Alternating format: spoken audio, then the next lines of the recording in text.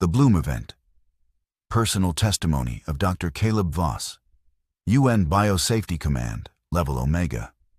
Filed, Redacted Vault, Geneva Node 1. I don't remember the exact moment the world changed. Not anymore.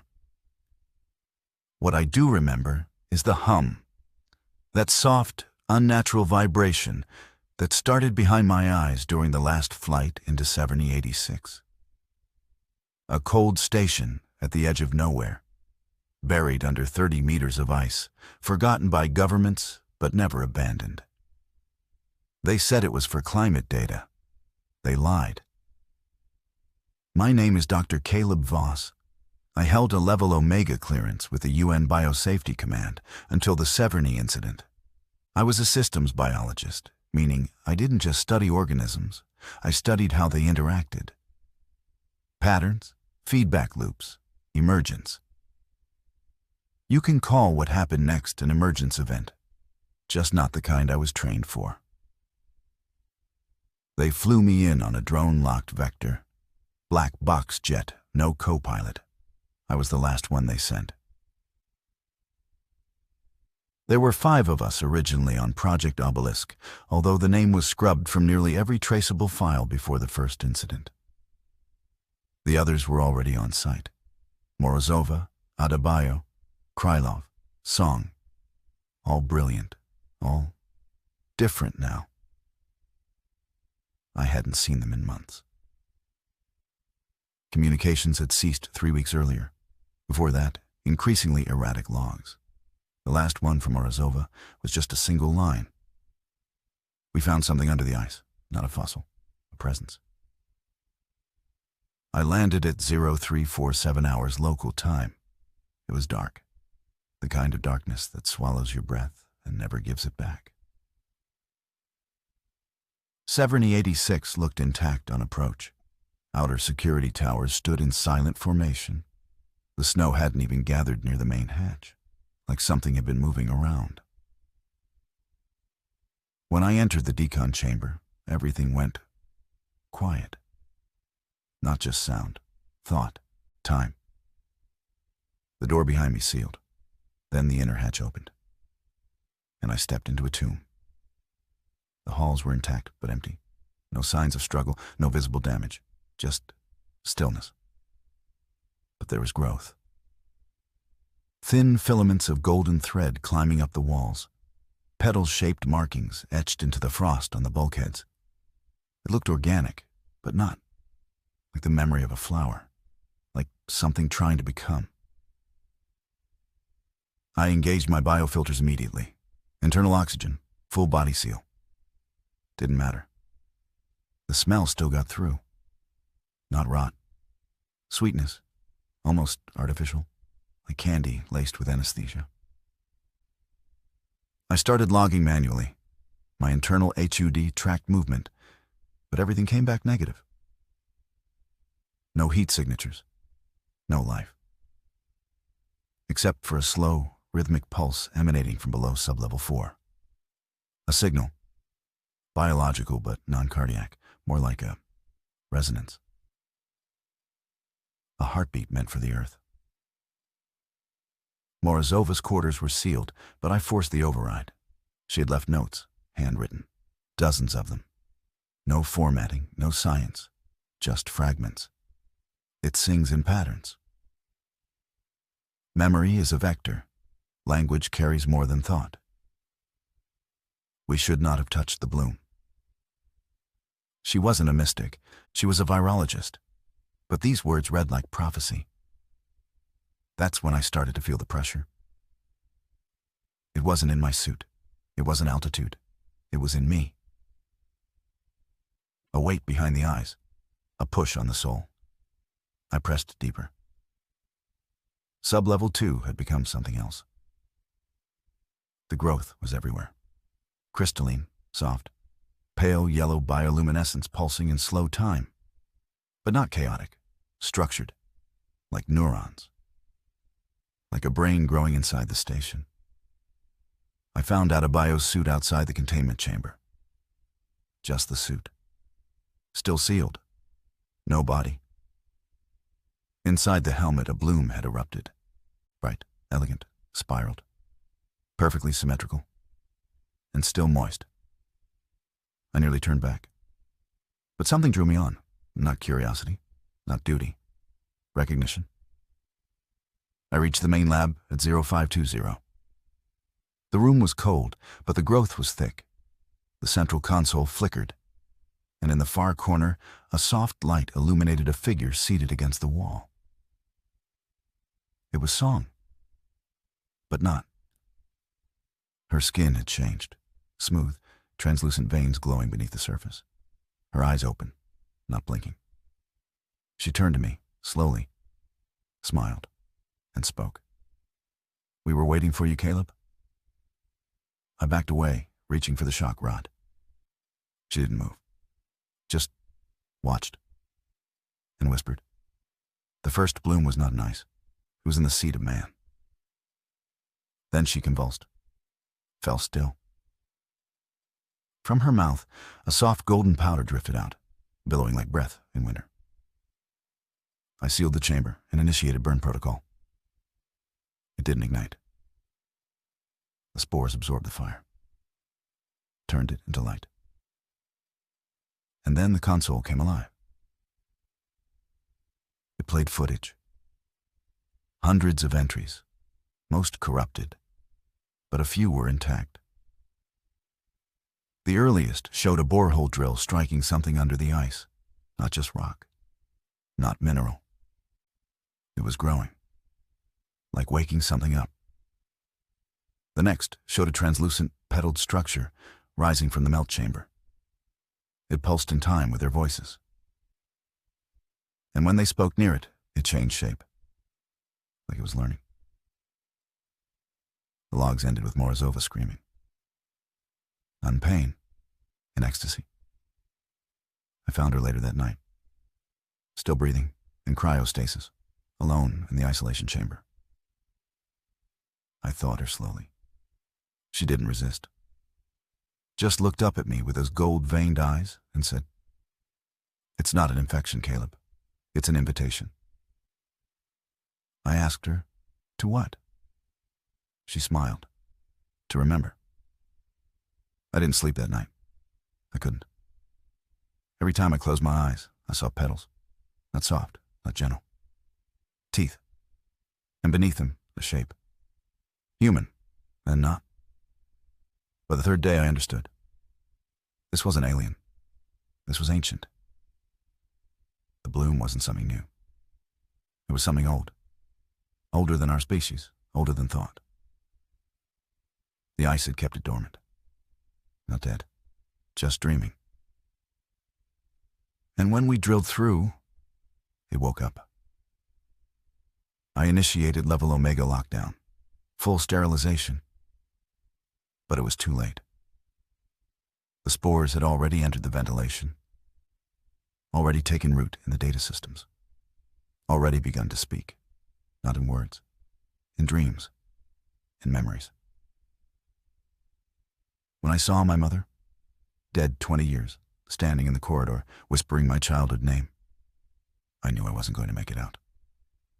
I sealed the lab, set the beacon, and started this log, not as a warning, but as a confession, because I hear it now, in me, changing me. The bloom doesn't kill, it remembers. And it wants us to remember too. I'm losing track of time. Not because of the isolation, I've worked in worse, but because of what's inside the walls now. Something deeper than fungus or mold, something with intent. The bloom isn't just growth, it's memory. Or worse, it's ours. I tried sleeping again. I shouldn't have. This time I was back in university. A lecture hall in Leiden, 2004.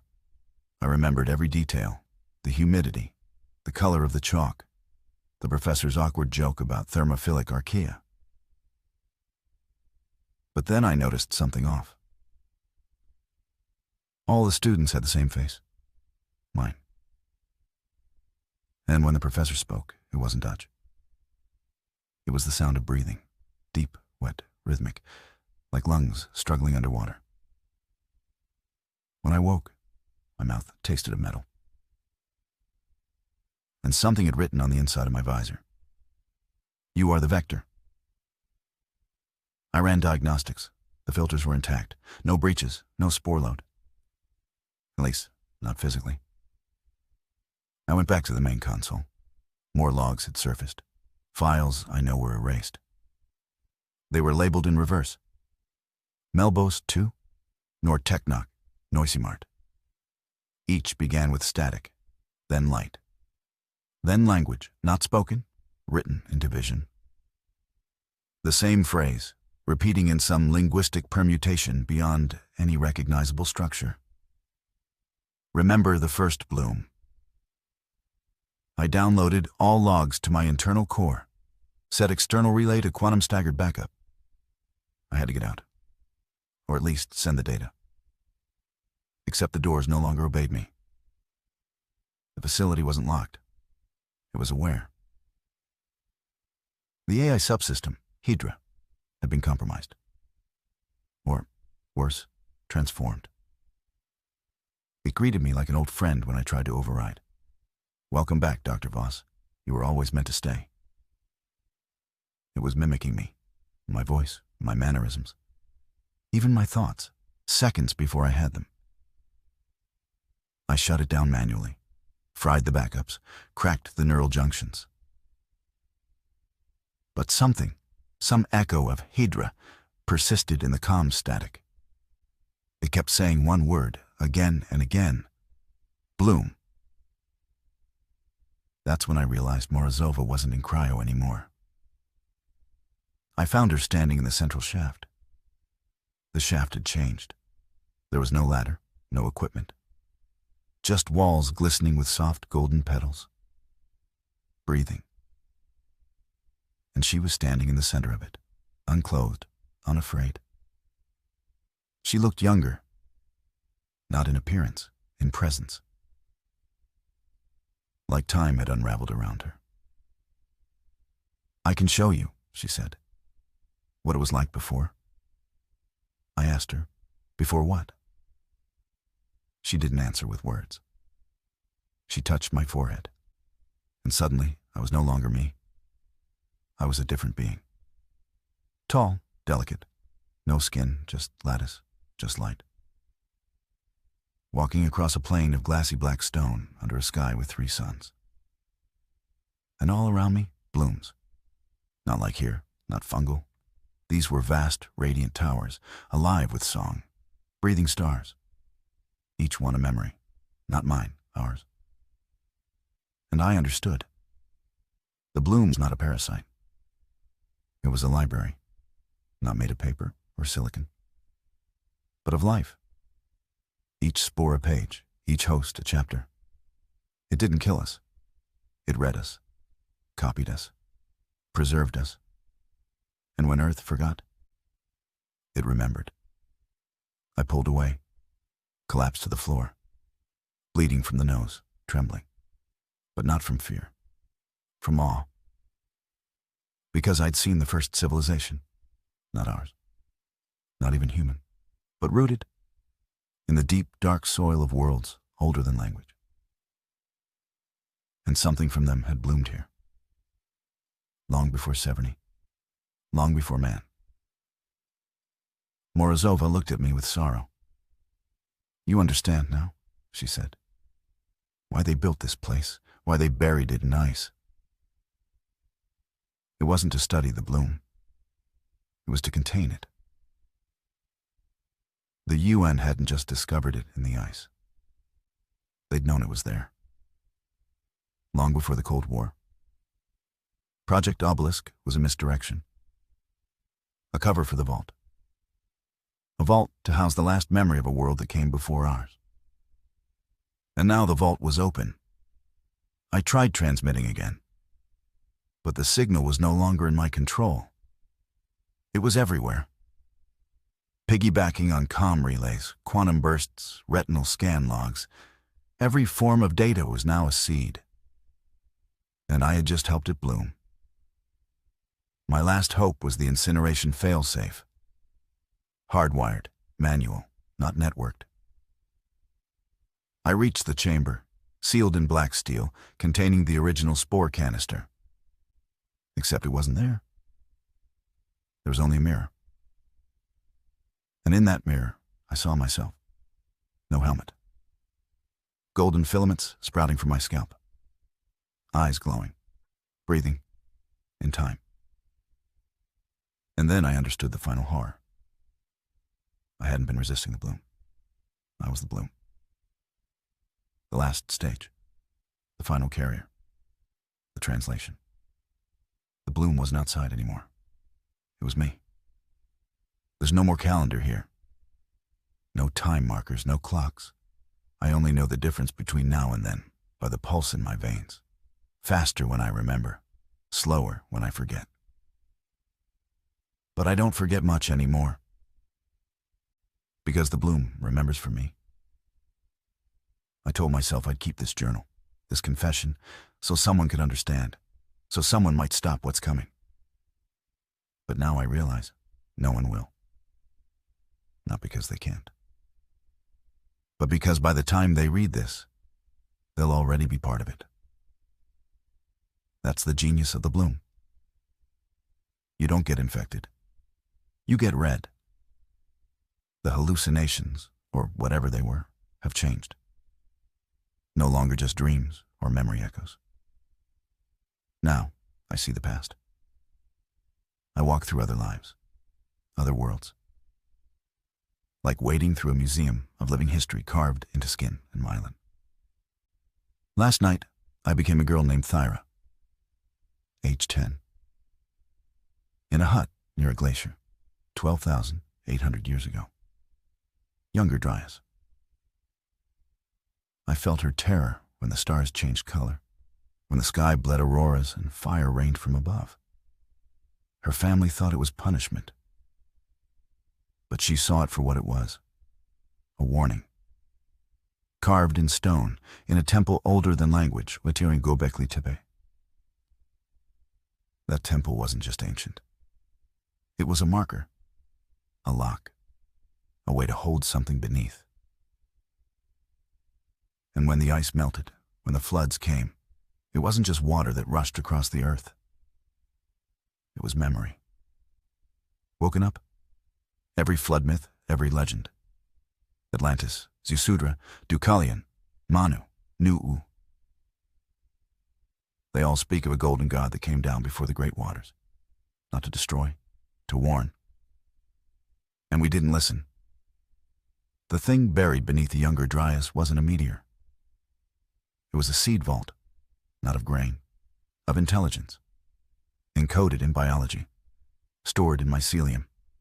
Ancient, alien, or perhaps just forgotten. The bloom was a message in a bottle, drifting through deep time, waiting for someone to open it. We opened it, and now it opens us.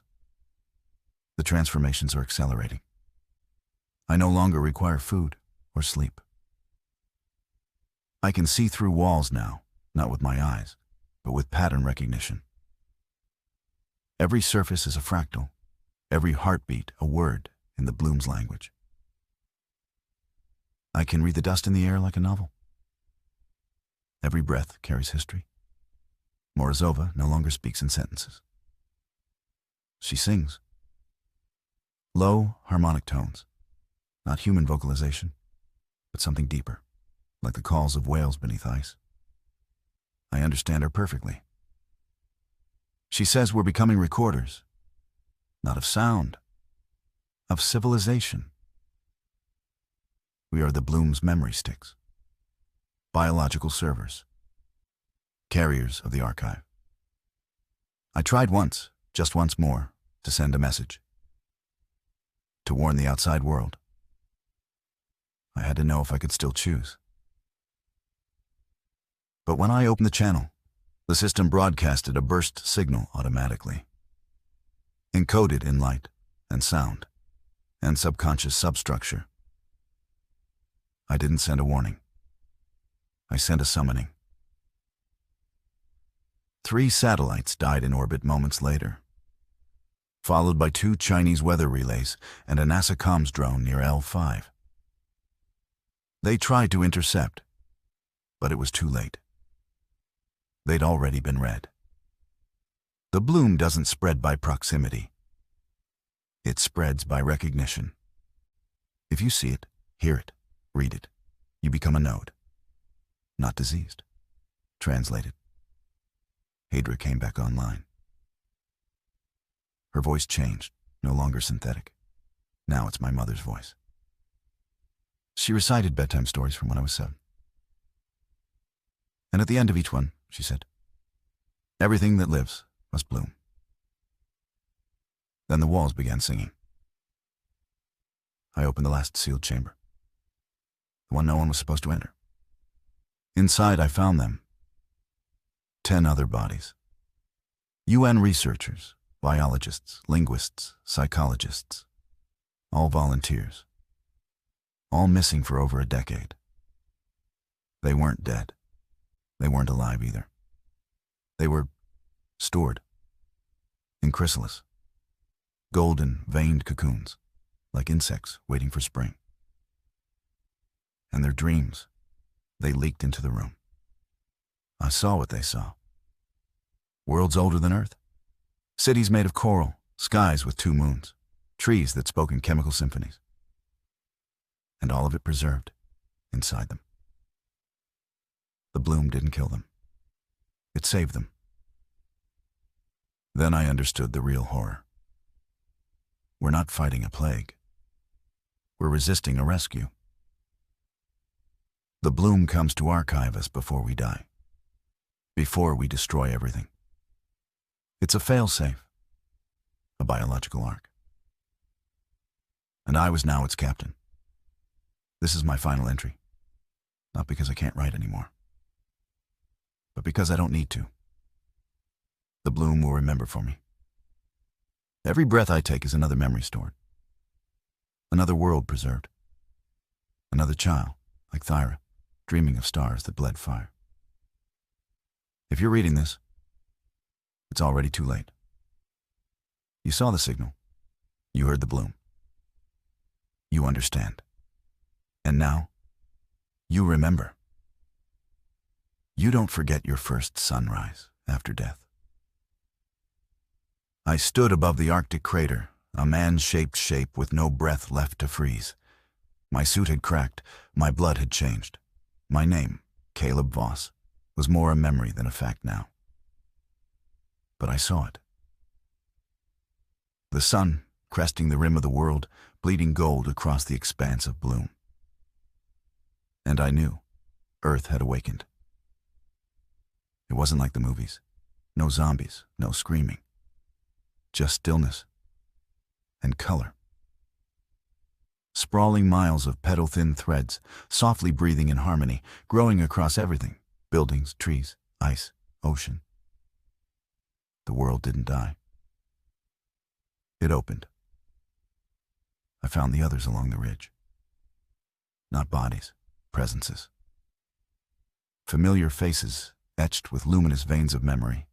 Eyes like polished amber, not glowing, reflecting. Reflecting everything. They'd bloomed before me. Morozova stood nearest, but not alone. I recognized some, others I didn't. Names not from my time, not from this time. Thera, the glacier child. An Egyptian priestess whose name I felt but could not pronounce. A monk who sang to the stars in the Liao dynasty. An astronaut who never made it home. All of them here. Living libraries. Memory carried in bloom. I spoke, not with mouth or noise, but by resonance. The way whales speak across oceans, the way trees warn each other of fire. I asked the question that still burned inside. Why me? And they answered, not with words, but with a flood. My mind opened, like a sky cracking at the seams.